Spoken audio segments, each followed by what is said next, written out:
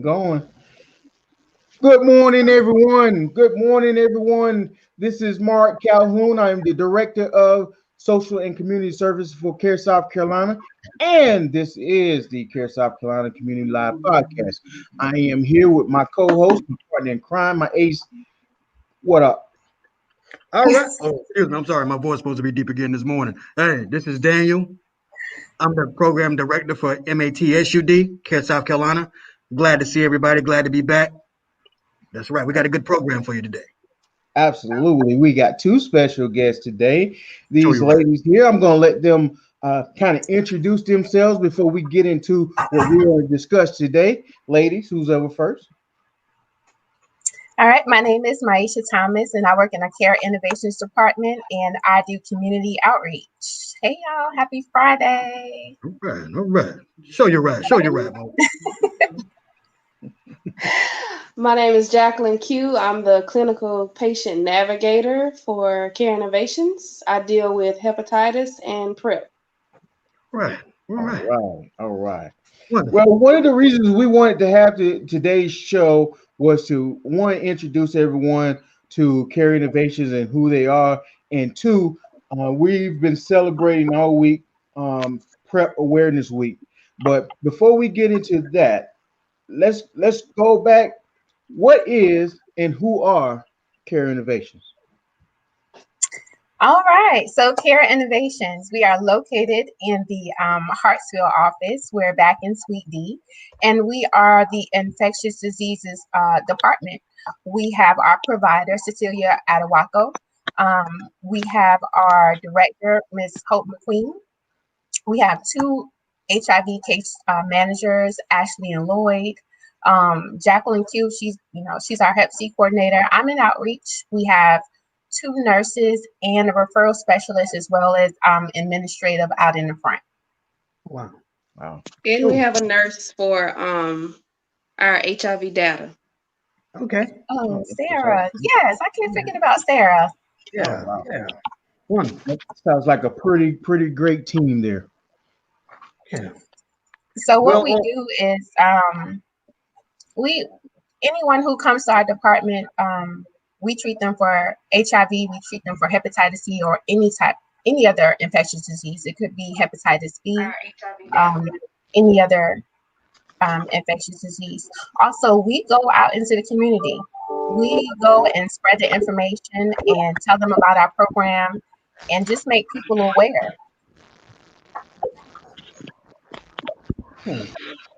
sounds Okay. good. So that sounds really good. So what you said is, whenever I come to your office, if I have either of those issues, am I labeled as having that issue? Do anybody know that I'm there for that, or just how does that work? How am I treated? That's me, Jack. Okay. So that you we are in that's why we're located in Hartsville. Like we have Cairo here, there is behavioral health, there's regular primary care. We're in the office with everyone. No one knows why you're particularly coming, to us to see us in Hartsville. That's why it's set up that way. Because we understand that there's stigma around having either one of those infectious diseases, and so sometimes people fail to get care because Mhm. they're labeled and they're considered, So these are bad diseases, so I don't want to be around nobody this way. But we have to understand that, that the medicine for these diseases are light years from where they were 20, 30 years ago. Even 5 years ago, the medicines are light years ahead. So Mhm. these diseases are not death sentences anymore. And so people need to understand that. So that's why it's important. And I'm glad that you get out in the community, Maisha, and you explain care innovations, you explain the treatment options and everything else that CareSouth has to offer. It's wonderful that I can go to an office. If I have a disease that's labeled in the community as a bad disease, that I'm treated just like everybody else. And that makes treatment a whole lot easier and a whole lot more accessible. Mm-hmm. Yeah, that's right. Yeah. yeah. No, honestly, you're right. In our community, a stigma is a big barrier. But the way we combat stigma is to educate. The more we know, the more we normalize, the more we are able to talk about it and have these conversations. The less anxiety people have around talking about this issue. Uh-huh. And you're right, Daniel. That leads us right into Prep Week. You know, HIV used to be a death sentence, and it's not that way anymore. South Carolina, we have a plan to end the epidemic right here. We plan on doing that by suppressing the virus. People who have HIV, they can take their medicine, and there's an acronym U equals U. Undetectable means untransmittable. So if a person is on their meds, then they have literally no chance in passing. There is no chance in passing the virus. The CDC approves U equals U. So we should encourage people to get tested, and if they have HIV, to be on their medicine, to take their medicine, just like, you know, if they were treating their high blood pressure or diabetes or, you know, allergies, anything like that. So it's important we encourage, you know, people to get tested and to stay in treatment. Also, treatment is prevention. So if I'm on my medication, that means I'm spreading it less in the community. That's right. I'm spreading it less in the community. And if I'm a person who's negative, then that brings us to Prep Awareness Week. I can take a pill once a day, and it will prevent me from getting HIV. There is no other STD, not gonorrhea, not chlamydia. There's not a pill for any other STD that you can take that will prevent you from getting it. So that's why Prep and Prep Awareness Week is so important for the community to know about. Wow. So I've seen the commercial. You know, step up, prep up, right? Yeah. Yeah, I've seen the commercial, right? So could you expand on that a little bit and tell us again what prep is? PrEP is, PrEP stands for pre-exposure prophylaxis. It's a medication that you take once a day, every day, and it reduces your chances of getting HIV. Now, it does not protect you against other STDs such as gonorrhea, chlamydia, you know, syphilis. So we encourage condom usage when you're on PrEP. So the more you take it, the more it's effective. You can kind of compare it to birth control. You have to take birth control every day to prevent pregnancy. So if you take PrEP every day, you're reducing your chances of getting HIV. And it's two different medications. So when it first came out and was approved by the CDC, it was back in 2012. It was Truvada. Truvada was the same thing. It's a part of a HIV regimen where HIV patients would take, and it just helps to suppress their viral load.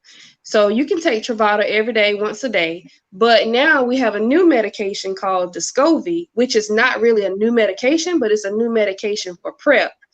And so Truvada basically now is for women, and Descovy is more so for men.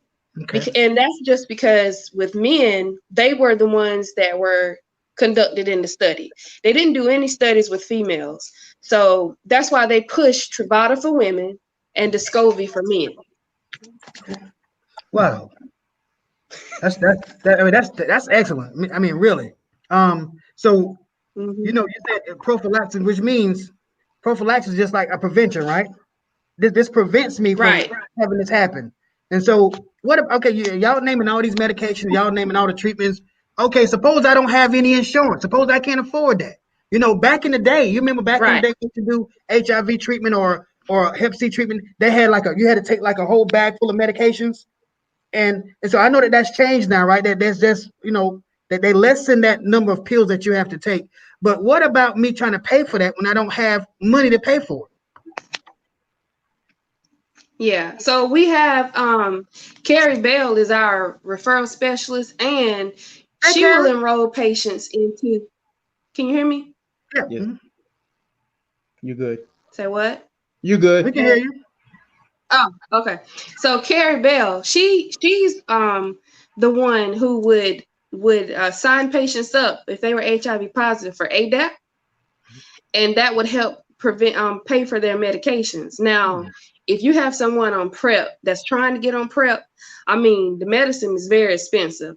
So that Gilead Assistance Program, they will do like a copay card, or depending on your income, if you don't have income, even if you do have insurance, they will pay for your medication every year. You just have to submit a new application. Okay. So it's ways around getting your medication and being able to afford it. Okay, good. So so Care Innovations, along with infectious disease, y'all guys are removing barriers. People are getting the care that they need. They're getting the medications they need. They're getting the education they need. You know, and they getting the care management that they need. So we keeping in touch with the people. We treating the people. We getting everything together for Care Innovations and these, for our population of people that deal with HIV and Hep C and all those other infectious diseases. So yeah, I think you guys are doing a wonderful job with that. I mean, really. Thank you, Daniel. Thank you. So how can I go about getting an HIV or a HIV test? How easy is that for me to get? I mean, do I have to go through this long drawn out process? What do I have to do to be able to know my status? Awesome. That's a good question, Marek. At any one of our CareSouth locations, you can walk in and get an HIV test absolutely free. DHEC supplies a rapid test, and you will get the results before you leave the office that day. If we're out in the community, sometimes I'm able to tag along with the Movies, passing out information, and those people at that time can just schedule an appointment, or I can meet them at the nearest CareSouth location to do the test as well. Wow. So our partnership with DHEC is very valuable. Wow. Well, sorry. Well, my department, MATSUD, we also do the HIV test and the Hep C test. And so having I see Jackie a lot over here. She's dealing with some of the patients that we have in this service area, and probably all over, but I know I see her over here. And we're also assisting the patients that's on MAT who are IV drug users. And so that's helping to decrease the spread of Hep C, is also identifying and diagnosing those patients that need to be diagnosed with HIV and Hep C and possibly Hep B, so they can start treatment and they can start recovery. Okay, because we understand that Hep C is treatable, right? Hep B is treatable. Yes. HIV is treatable. So all three of these things are treatable. So nobody has to have these diseases with them for the rest of their life. They can be treated for it. And so it's awesome that we're covering all of our population with treatment, and we're removing barriers so everybody can get care. And we have empathetic people giving care. Thank you all so much. You're so welcome. Thank you so much. I'm glad you brought that up, Daniel, as well. The outreach department, we do offer hepatitis tests as well. And to remove another barrier, we offer it for free. It's a rapid test, and they can also get those results the same day as well. So, please reach out to us. We'll leave our information, pick up the phone and call us. We're in Hartsville, Suite D. All right. But go ahead, Dane. There's a question from somebody named Teddy Rooks. He wants to know, is there any interactions with PrEP and other medications? Is there a history, or do you guys know that? Does it interfere with? Is there any contraindications between using PrEP and using something else? No. There's not? No. Just that simple. No. She said no. No. No, there's not. The most important thing the most important thing with PrEP is that you have to be HIV negative.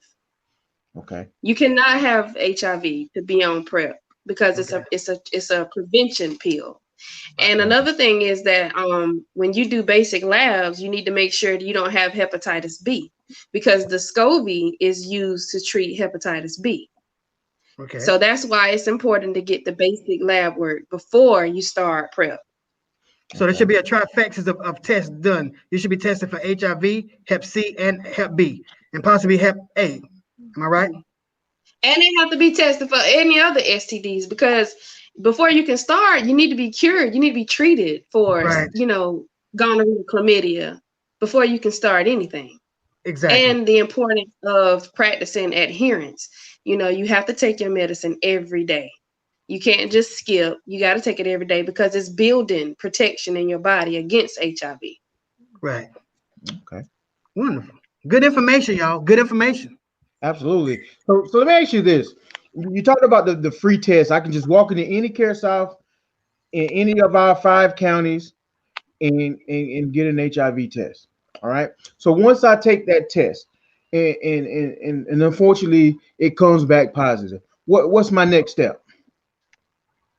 Your next step is care right here with Care Innovations. Immediately when the provider gives the results, they're going to call one of our case managers, and we will be there to step right in so that there is no lapse in care.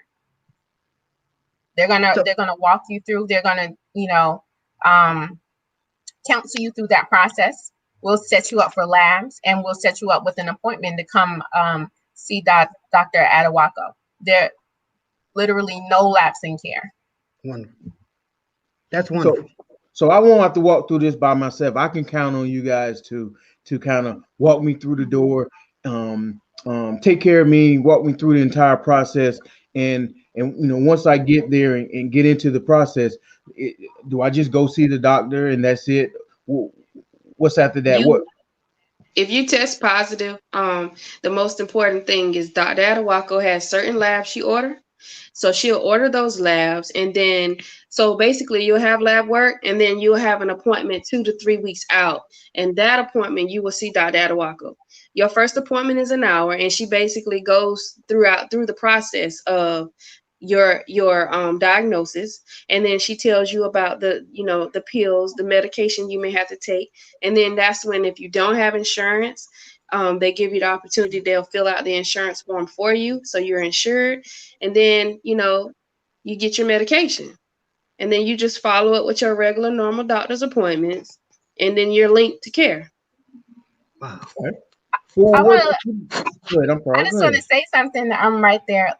Our case managers, from the time that you get your result, they will call you. They are calling to check on you that same night. They're calling to check on you, the next morning. They're going to walk you through anything you need. Just like our FSS workers, if you need housing, if you need assistance with food, anything that you need help with, our case managers are there to help you with as well. Because we know that we don't just treat, the issue that they came for. At CareSouth, we treat the whole person. So we're concerned about their whole well-being. Wonderful. Wonderful, wonderful. Well, good. Because when the patients come into the program, and just like Care South Carolina, we treat our patients like family. They become part of the Care Innovations Care South family, right? Most Um, definitely. Most I definitely. remember stories. I remember hearing stories, and I don't know if he can hear this or see this, but Lloyd spending time in the hospital visiting patients and staying hours and hours and it could have been overnight. I'm not sure, but I know hours and hours with the patient to make sure that that patient knows that we're here to help, that we care for them. So you kind of giving in Care Innovations, you giving that extra special touch to your patients to make sure that they get the care that they need and have the support that they need as well. Because don't you guys have a support group, ongoing support group? At least I know before COVID did that Yeah. the patients can go through and be supported. Could you talk about that a little bit? Most definitely. Right before COVID, we were meeting monthly, and we have support group members with established patients and new patients who come in. Sometimes you need a peer, someone who's going through something similar to you that you're able to relate to, and that's what our support group has been able to do. We are also working on revamping up our CAB, our Community Advisory Board, and they're going to help us push our education and push our awareness campaign out in the community. So we're doing all of those things. We try to have a very well-rounded approach. One more thing I want to add about our case managers. We have a lot of workers with the company that only works Monday through Friday. 5 o'clock, they're done. Our case managers, they have their work phone on them 24/7. So if you have a question, you have a concern, you call, text, they're going to answer. So that's one of the best things about the case managers within our department. Well, somebody just made us want to ask a question. They said a lot of people are embarrassed to even get treatment. What are some things put into place to make them feel comfortable once they test positive? What are some other things that are put in place to make them feel comfortable? That is no longer a death sentence. And there are like people that's out there working every day with the disease. They're still working. And the best thing about it is you take your medication, you maintain your health, you can have a undetectable viral load. So it's like you can't pass the virus to somebody else. It's just the important thing is coming into care, getting on treatment, and just staying adherent, and you'll be fine. I mean, and nobody know, we have our own suite. So we don't share our suite with anybody else. It's just us here. So it's no need to feel, embarrassed that you can't come because everything is confidential. Well, what about behavioral health? Does behavioral health play a part in a person's diagnosis of HIV and Hep C? How does that work? How does that work? Dr. Adewako, every new patient we have, even our current patient load, she refers them to behavioral health to get an evaluation so they can talk to someone. I mean, just on a professional level as well. If you have a question about, your mental being, you have a professional there that you can talk with. And so are these counselors in-house or do you have to refer them outside somewhere? How does that work? No, they're in-house. Actually, they go to Dr. West, and he's located in Suite A in Hartsville. Okay. And if it's some kind of way you can't meet, well, basically majority of them are having telehealth site visits. Okay. So you can speak to them in the comfort of your own home. Okay. Wonderful. Wonderful. And I can see how important that is because for some people, that's a life traumatic changing diagnosis. At least in the early shortcome, once you get that initial shock, I can see where that behavioral health component is very, very important, and as well as the support that you all give, especially your case managers, walking them through that process, walking them through the door through that process, and continually to communicate with them and follow them through that case management services. That is a great system you have over there. Yeah, like we said early on, is that there's been a stigma around this for many, many years, a stigma, and so that's why people are just so hesitant to get help. They even hesitant to talk to a counselor because they're embarrassed for somebody to know their diagnosis. But like Jackie said and like Maisha said, it's not a death sentence anymore, and people need to be taught that if you have this, we can treat this. Right. You can live a productive life. You can live a life with you can get an HIV test months, years down the road once, and it shows nothing. You can't pass it. You can't give it to anybody. And so it's not like you're walking around with a sign on your back saying, stay away from me, because even before social distancing, if somebody knew that you had this, they stayed away from you. Nobody wanted to be in the same room with you. Nobody wanted to touch the same doorknob that you touched. And so education to our public as well as to our patients is the utmost importance right now, especially dealing with this. And we understand that there's a lot of treatments and a lot of things that's changed, and people need to realize that. I mean, it's very important they know that. Yeah, it's chronic disease. It falls in that spectrum of just like any other chronic disease that can be treated. Hypertension, diabetes. Yes. Yeah. So I don't see nobody. It's just based on education. Education. That's it. I don't see nobody walking away from. You have a lot of people who think pressure. You can. Go ahead. You got people that think if I share a toilet seat, I can catch it. Yeah. If I eat with the same spoon, I can catch it. So it's all about education. It's blood to blood contact. Yes. Yeah. So just sorry, Daniel. That's all right. I've learned that a long time ago. I had an uncle who was diagnosed years ago, and he sat us down as individuals in the family and told us, and he educated us on what it was, because back then this was like when I found out in the mid 90s, and I had no idea because it never touched us as a family like that, but we had to learn and through his education, he taught us that it's not a death sentence. Mhm. It's you can live with it. This is how you catch it. You don't have to be different around me because we were a little different at first because we didn't understand. And as we got better Mhm. educated, it's like, oh, come give me a hug, Right. huh? You know what I'm saying? Right. It, Yeah. it Right. wasn't. It wasn't.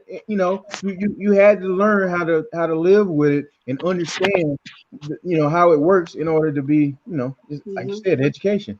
Right. Yeah. So there's Yeah. only 4 fluids that you can get HIV from, right? So it's blood, vaginal secretions, semen, and breast milk. So if Right. neither one of those 4 are present, you have no chance to get HIV. None whatsoever. Not from tears, not from saliva, not from skin to skin. Right. That it does not happen like that for HIV. As while we're on this wave of education, so I know pre-COVID, Karen, y'all went out and did talks and you did classes. Mhm. What are you doing anything with Zoom right now? What are Yes. you kind of doing to kind of continue that education piece in this new normal, if you will? Yes. So I actually yesterday I just did a webinar for Coker College, right? To let them know that we're still here. We're still offering testing. They can schedule appointments where they can come in here, or I can meet them at the wellness center there. Different organizations just have had us on just to speak and just to say, the numbers are still there. People are at home. They're still, engaging in sexual activity, and they still have to protect themselves, right? Mhm. Because PrEP doesn't work if you're not HIV negative. And right here in South Carolina, we have over 17,000 people who's living with HIV. And every year we're having 700 newly diagnosed cases. And the majority of those are between 22 to 29 years old. So, they're a young population, so we have to meet them where they're at, speak their language, and educate them, in a way that they will best receive it. Right. Right. Right. Wow. And it's amazing that age group that you just gave is the age group of um, um, immortality, because they feel like nothing affects them. Mhm. They don't have Yeah. to abide by the rules. And we understand Right, that people's prefrontal cortex is not fully developed until they're around 26, 27. So right, making right decisions right now is the least thing they're trying to do. They're trying to have fun. But we have right, Yeah. to, Right. that's why we have to make sure that whenever we we have to educate at a point where we can keep their attention and engage them, Mhm. according to their age and according to their ability to grasp what we're saying. And hopefully they'll get it after a while. They start doing the healthy lifestyle and healthy risk-free habits. So Right. most definitely, most definitely. So let me ask you this question right here, since we talking about age, and I don't know if this is an appropriate question. You'll tell me if it is or not. But what's the youngest um patient that you had in care or currently have in care? Just curious. Youngest 17. Yep, Well, started out. They're probably 18 now, but 17.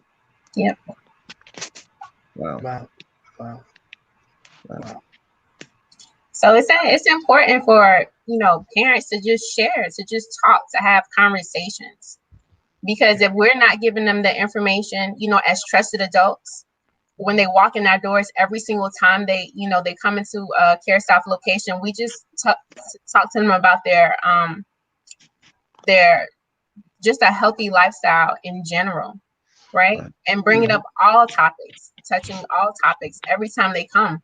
So when something is repeated, they'll be, more likely to hold on to that information and come back to you when they have questions about it. Because the first time you bring it up to a team, they might, shy away or not receive it then, but they're like, oh, I remember such and such did say something about that. Mhm. So just keep talking, even if you feel like they're not listening, they're not paying attention, they are. Wow. Right. Wow. Wow. That's awesome. That's some awesome Yes. information. Wow. And most importantly, when you do see a provider, be honest and open. Oh If you yeah. feel like that provider is not the one that may be able to help you, you get referred to another provider, you know, because you have a lot of patients that they'll talk to me and they'll say, you know, I'm bisexual, I do this, this, and the third. And then when the provider go in the room, they're like, no, I'm fine, I'm straight, I don't do anything. So they can't best treat you if you're not honest. Right. If you're not talking about the sexual behaviors that you participate in, then how am I going to know to order a certain test for you? You know, because certain tests will give us results to certain STDs in a certain way. Like you can test for gonorrhea and chlamydia, oral, urine, or rectal, you know.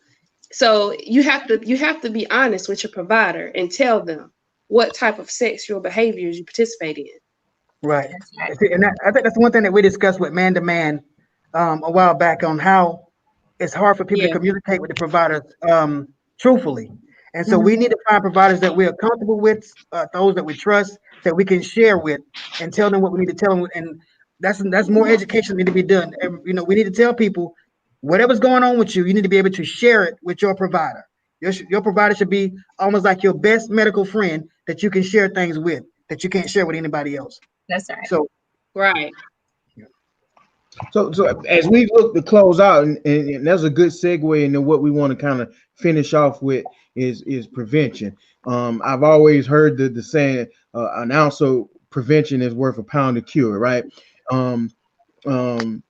Talk about prevention for me in terms of how do what are some things that I should be doing to make sure that I'm being safe and preventing the attraction of STD before. Yeah. So for the prevention of any STD, whether it's HIV, gonorrhea, or chlamydia, you want to keep yourself first, right? Because the most important person is you. So not your partner or anybody else but you. And so you have to make the decisions what's best for you. So maybe your decision might be, I'm not going to have sex. That's great. If you are having sex, then maybe your decision is, I'm going to use condoms. That's great. If you're having sex and you're not using condoms, well, maybe I'm going to make sure that me and my partner are testing on, and I know both of our status, right? Maybe I'm making sure I come and get tested frequently, or maybe I'm using a pill such as PrEP, so that I won't have, so I reduce my chances for contracting HIV. Wow. and so what things do we have in our offices? In every office in CareSouth, what things do we have in every office in CareSouth to help with prevention? We have condoms and we have lube. Condoms of all colors, condoms of all textures, condoms of all shapes and sizes. Whatever floats your boat, we have the perfect condom for you. So I even saw, and I was really confused. I even saw a condom. It was a female condom. Yes. They have female. You got men that don't like to use condoms, right? So you can get a female, and the female can put a condom on. Now, what was amazing to me, well, not amazing but shocking, was how long you could keep the female condom in you. So you got girls that'll go to the club, keep those condoms already in them. So if they meet somebody, they already got the condom on. Wow. So I guess the point. I did not know that. I guess the point to that is that everybody's responsible for their own health. We shouldn't leave it to anybody else. That's right. That's a very little known fact, Q, is that you can go to the club and dance with it in there, and then have a party later. Yeah, I didn't know that either. I didn't know that. I really did. I did not know that. Yeah, I did not know that. But you make the point though, Daniel, that everybody's responsible for their own health. So that responsibility is not on just one person or the other. It's on both people, both individuals who can take that responsibility on by using either a male condom or using a female condom or using both. Right? Yeah. Don't use both. Don't use both. Don't use both. No, sir. No, okay. No. And also, you need to make sure you're using the correct lube too. You gotta. water-based lube. Any Water. other lube, it'll break the condom down and it'll break. Okay. So Don't use water-based Vaseline. lube is also the best thing, to use. That is very educational because a lot of people don't know that. I know. Right. No. They don't know that. So I mean, look at all the information y'all giving us. You know. So This is great. It's a lot more. We don't have time for everything that we have. But we can get you back on. We can get you back on later. We can finish Yeah, up. that's right. We continue. TBC. TBC. TBC. That's it. That's it. That's it. Wow, ladies, hey, listen, we thank you. There's some good information that you Thank provided you. to us, and one of the things that we wanted to make sure it happened today is that we get that information out to the public, especially this being prep week. We want to make sure, as we were celebrating all week, we want to make sure that the information that's going to really help people save lives and like you said, hopefully in this whole thing can get out there, and you're doing your part to make that happen, and we thank you for that as well. Thank you for having us. Thank you.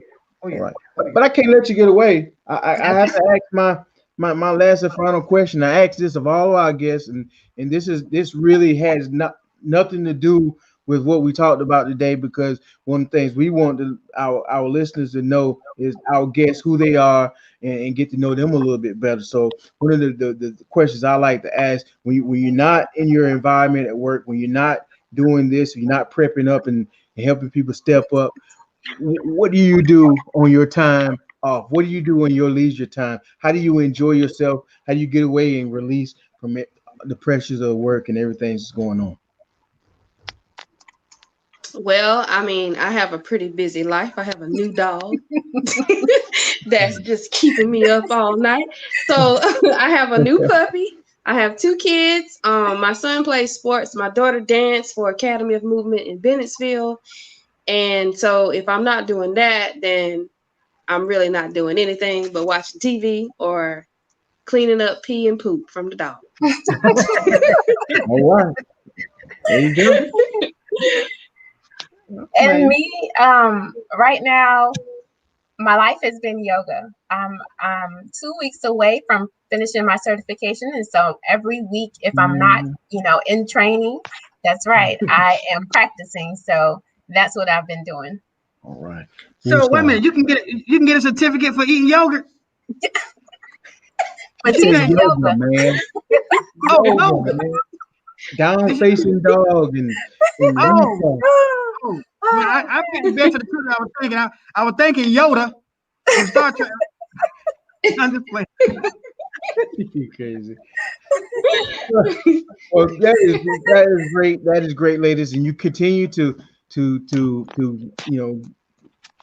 get out depressed when you get a chance. As we go into the weekend, enjoy yourself. We got a lot of things going on with the COVID out here. Just get your mind away. We thank you for the information that you imparted on us today.